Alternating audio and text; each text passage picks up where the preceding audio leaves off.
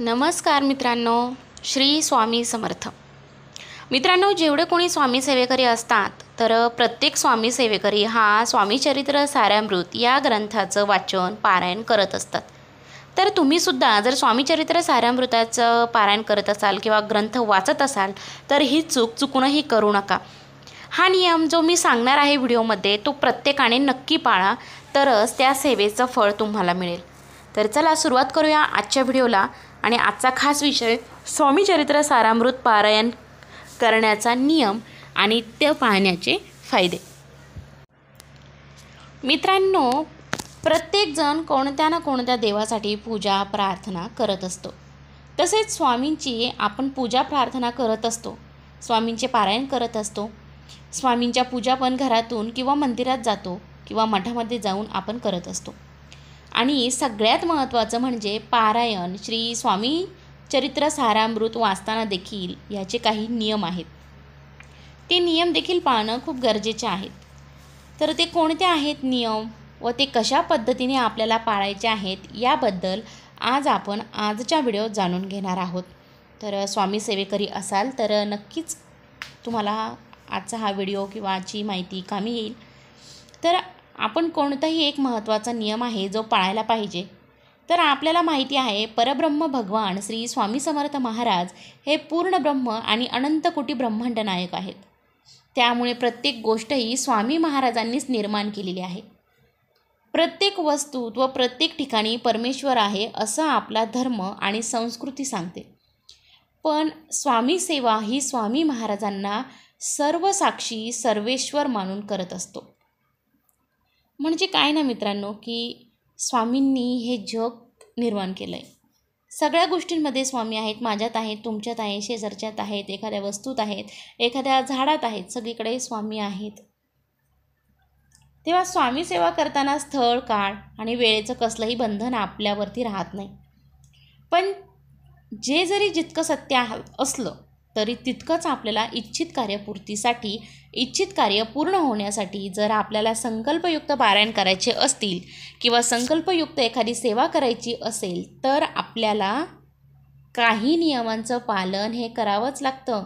त्याच्यामध्ये एक नियम तुम्ही स्वामीचरित्र सारामृत जर वाचत असाल तर त्याच्यामध्ये सुद्धा लागू पडतो. आता मान्य आहे की स्वामींची कोणतीही सेवा करताना साध्या भोळ्या प्रमाणात जरी केली तरी त्याची आपल्याला हे मिळतं, काय म्हणतो आपण, फळ मिळतं. पण संकल्प ही एक अशी गोष्ट आहे की संकल्प केल्यानंतर आपल्यामध्ये एक शिस्तबद्धता निर्माण होते. असंही तुम्ही संकल्प न करता एखादी सेवा करा. आपण काय करणार आहे, काय म्हणणार आहे की चला आजच्या दिवस नाही वाचत, मी उद्या वाचल. पण संकल्प केलेला असेल की नाही बाबा, मी संकल्प केलेला आहे, मला ते पूर्ण करायचंच आहे आणि करावंच लागणार आहे, ही शिस्त आपल्यामध्ये येते. तर अशा प्रकारे जर आपण संकल्पपूर्वक जर ती कोणती गोष्ट केली ना तर सगळ्यात महत्त्वाचा मुद्दा हा की आपल्यामध्ये शिस्त येते. ओके. तर मग भलेही तुम्ही ते सारामृत संकल्पयुक्त करत आहात किंवा मग तुम्हाला इच्छा नसतानाही, म्हणजे तुमच्या मनाची काहीतरी इच्छा धरून नाही तर तुम्हाला फक्त स्वामींची सेवा करायची आहे या कारणाने जर तुम्ही सेवा करायची म्हणून जरी स्वामीचरित्र सारामृत वाचन करत असाल तरी तुम्हाला हा नियम पाळायचाच आहे. आता हा आपल्या महाराष्ट्रातील प्रत्येक घरामध्ये, ज्या घरामध्ये स्वामीचरित्र पारायण केलं जातं त्या प्रत्येक घरामध्ये हा नियम पाळलाच पाहिजे. जर हा नियम आपल्याला पाळणे शक्य नसेल तर आपण हे सारामृताचे वाचन करून, पठण करून काहीही फायदा नसतो. आणि हा नियम अत्यंत महत्त्वाचा आहे. आपल्याला माहिती आहे की स्वामीचरित्र सारामृत हा ग्रंथ म्हणजे अमृता समान आहे. आपल्या आयुष्यातील ज्या पण आपण अडीअडचणी असतील, संकट असतील, त्यांच्या पुढे जाऊन जेव्हा आपल्याला ह्या अडीअडचणी आणि संकट सोडवायचे असतात तर आपल्याकडे एकच पर्याय असतो आणि तो म्हणजे प्रत्येक गोष्टीसाठी स्वामीचरित्र सारामृत हे आपण वेगवेगळ्या पद्धतीने वाचू शकतो. म्हणजे काय, तर पुस्तक एकच असणार आहे किंवा मग ग्रंथ एकच असणार आहे, त्यातील ओव्या पण एकच असणार आहेत. पण आपण जेव्हा एखाद्या विशिष्ट गोष्टीसाठी हे पारायण करतो ना किंवा संकल्पयुक्त ही सेवा करत असतो तर याच्यासाठी आपण कोणी कशामध्ये सांगितलं जातं की ही याची 7 पारायणं करा, फलश्रुतीसाठी कशा पद्धतीने पारायणं करायचे आहेत ते सुद्धा आज आपण आपल्या आजच्या व्हिडिओत बघणार आहोत. तर आपल्याला जर एखादा आजार असेल आणि तो बरा व्हावा यासाठी जर आपल्याला पारायण करायचं असेल तर आपण हे 7 पारायणं केले तर त्याला चांगलं आपली मुलं अभ्यासामध्ये यश मिळावं किंवा परीक्षेमध्ये यश मिळावं यासाठी सुद्धा 7 पारायणं केले. संकल्पयुक्त जर आपण 7 पारायणं केले तर खूप चांगला रिझल्ट आपल्याला मिळत असतो. आता हे पारायण विद्यार्थ्यांनी करायचं की आईवडिलांनी? कोणीही केलं तरी चालतं. म्हणजे विद्यार्थी पण करू शकतात. विद्यार्थ्यांना शक्य नसेल तर आईवडीलसुद्धा त्या विद्यार्थ्यांसाठी करू शकतात. पण जर त्या विद्यार्थी करत असतील म्हणजे आपली मुलं जर करत असतील तर अतिशय सगळ्यात महत्त्वाचं म्हणजे जर मुलं करत असतील तर एकदम चांगलं. कारण त्यांना करू द्या, त्यांच्यानंतर विवाह जमवून तो निर्विघ्नपणे पार पडावा असं जर वाटत असेल, आपण एका दिवसामध्ये एक पारायण संकल्पयुक्त करू शकतो.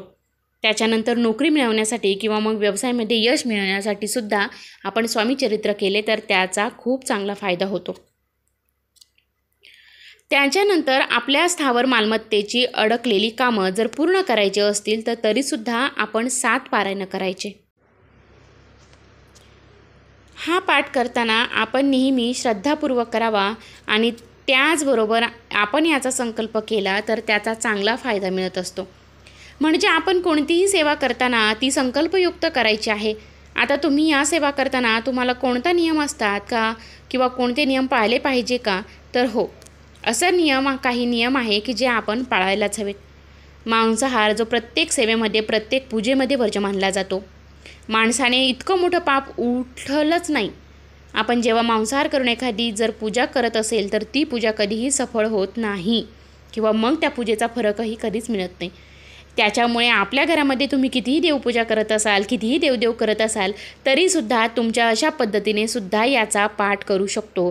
पण जर अशा वेळी आपल्या घरामध्ये नित्यसेवेमध्ये एक महिला हे पारायण करते किंवा नित्यसेवा करते की रोज 3 अध्याय वाचते तर मग अशा वेळी घरातील बाकीचे लोक मांसाहार करू शकतात का? बरोबर. तर तुमच्या घरामध्ये जर रोज मांसाहार होत असेल, रोज म्हणजेच बऱ्याच घरांमध्ये मंगळवार, बुधवार, रविवार, शुक्रवार असे जे पण आठवड्यातून जे पण खाण्याचे वार येतात त्या वारांमध्ये जर प्रत्येक वेळी मांसाहार होत असेल, काहीतरी बनवलं जात असेल अशा पद्धतीचं तर त्या घरातील स्त्रियांनी हे नित्यसेवेमध्ये स्वामीचरित्र सारामृत वाचन करू नये. कारण रोजच त्या गोष्टी घडतात. मग तुम्ही त्या गोष्टी घडत असताना स्वामीचरित्र सारामृत कसं काय वाचायचं? हा तुम्हाला प्रश्न पडेल. तर तुम्ही एक दिवस जो असतो, आता प्रत्येकाला इच्छा असते की हो आपले दुःख कष्ट दूर व्हावेत किंवा मग स्वामींची आपल्या हातून सेवा व्हावी म्हणून आपण हे स्वामीचरित्र सारामृत पाठ करायचा किंवा वाचायचा असतो किंवा वाचतातही इतर लोक. मग तुम्ही कोणत्या दिवशी हे वाचू शकता? तर गुरुवारचा दिवस. गुरुवारच्या दिवशी तुम्ही पूर्ण स्वामीचरित्र सारामृत एक पारायण करू शकता. जर तुमच्या घरामध्ये असं होत असेल, आता तुम्ही 3-3 अध्याय मिळून जर आठवडाभरामध्ये एक पारायण करत असाल तर त्याच्यापेक्षा फक्त गुरुवारच्या दिवशी एक पारायण करा. म्हणजे तुमच्या मनातील इच्छा पण पूर्ण होईल की तुम्हाला पारायण तर करायचं आहे पण आपल्या घरामध्ये मांसाहार पण होता कामा नये. अशा वेळी तुम्ही गुरुवारच्या दिवशी घरामध्ये मांसाहार न करता म्हणजे घरामध्ये बाकीचे लोक खात असतील, तुम्ही खात नसेल तरीसुद्धा त्या लोकांनी गुरुवारच्या दिवशी खाऊ नका असं सांगा. किंवा मग त्यांचे जे आहे मांसाहार पूर्णतः वर जास्त असला पाहिजे. मग तुम्ही त्या दिवशी स्वामीचरित्र सारामृत त्याचा पाठ जो आहे तो करू शकता. त्याच्यानंतर रोज ज्या घरामध्ये रोज नाही पण कधीतरी 15 दिवसातून एकदा किंवा महिन्यातून एकदा मांसाहार होत असेल तर अशा घरातल्या स्त्रिया किंवा अशा घरातील कोणतीही व्यक्ती स्वामीचरित्र सारामृत नित्यसेवेमध्ये जे पाठ करतात ना ते करू शकतात. फक्त तुम्हाला ज्या दिवशी तुमच्या घरामध्ये मांसाहार होणार आहे त्या दिवशी आपण हे पाठ आहे ते स्वामीचरित्र सारामृत जे आहे ते सकाळी वाचन करायचं. मग दुपारी संध्याकाळी तुम्ही कधीही ते मांसाहार करा किंवा काही बघा. पण ते झाल्यानंतर आपल्या घरामध्ये मांसाहार बनल्यानंतर आपण आपल्या स्वामीचरित्र सारामृत किंवा आपलं देवघर जे आहे त्याच्या जवळही फिरकायचं नाही आहे. कारण हे इतकं पवित्र ग्रंथ असतात ना की या पवित्र ग्रंथांमध्ये खूप सगळी ऊर्जा असते. तर मित्रांनो, आजचा व्हिडिओ जर तुम्हाला समजला असेल तर मला कॉमेंटमध्ये नक्कीच कळवा. आणि तुमच्याही घरामध्ये जर एक सेवेकरी असेल आणि बाकीचे जर तुम्ही लोक खाणारे असाल तर त्या सेवेकऱ्याने एकच लक्षात ठेवायचं की ज्या दिवशी तुमच्या घरामध्ये मांसाहार होणार नाही त्या दिवशी तुम्ही स्वामीचरित्राचं पूर्ण ग्रंथाचं वाचन एकाच दिवशी करायचं. आणि व्हिडिओत सांगितल्याप्रमाणे तुम्ही गुरुवारच्याच दिवशी ते वाचन करा, की जेणेकरून तुमच्याही घरामध्ये मांसाहार होणार नाही आणि तुमचा जे पारायण आहे स्वामी चरित्र ग्रंथाचं तर ते व्यवस्थितरित्या पूर्ण होईल. व्हिडिओ आवडला असेल तर लाईक करा, शेअर करा आणि जर तुम्ही माझ्या चॅनलवरती नवीन असाल तर चॅनलला सबस्क्राईब करा. धन्यवाद.